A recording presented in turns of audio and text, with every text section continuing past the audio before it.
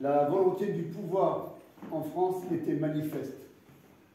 Lâcher celles et ceux qui s'étaient battus à ses côtés contre la terreur et pour une autre Algérie, et ce, dès le début des négociations avec le FLN. Le télégramme du ministre de la Guerre, Pierre Messmer, qui vient de vous être lu, est confirmé par celui du ministre de l'Intérieur, Louis Joxe. Ce télégramme est, hélas, sans ambiguïté.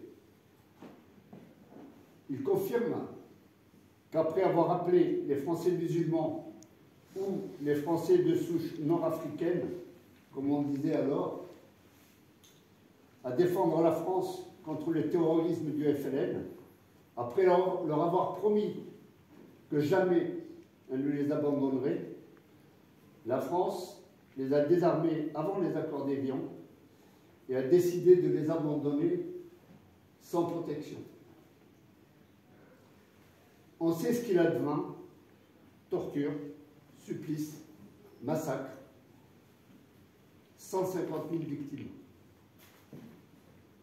Parce qu'il n'y a rien de plus désolant pour un soldat que d'abandonner ses frères d'armes, des officiers désobéir aux ordres d'abandon et ont rapatrié sous le manteau grand nombre de supplétifs.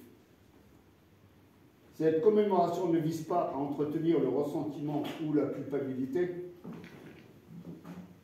Les gouvernants d'aujourd'hui et tous les Français rassemblés ici ne sont en rien responsables de cet abandon honteux aux conséquences tragiques.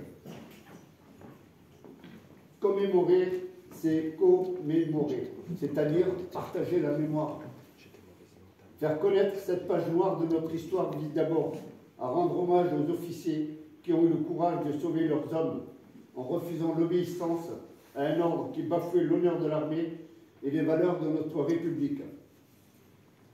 C'est aussi une invitation à réfléchir sur les notions de liberté de conscience, de responsabilité et de fraternité, et en particulier dans la période difficile que nous traversons. Une nation se grandit toujours à reconnaître ses fautes et à vouloir les réparer. La loi a entamé bien qu'imparfaitement cette réparation. Aussi, les élus de la nation s'honoreraient en améliorant cette loi pour réparer complètement cet abandon, comme le demande l'association Justice, Information, Réparation pour les harkis, dont je suis le délégué des pays de loi. C'est une question de vérité, de justice et de morale. Les valeurs indispensables à toute démocratie, il est important de les rappeler, mais plus important encore, de les respecter. Je vous remercie.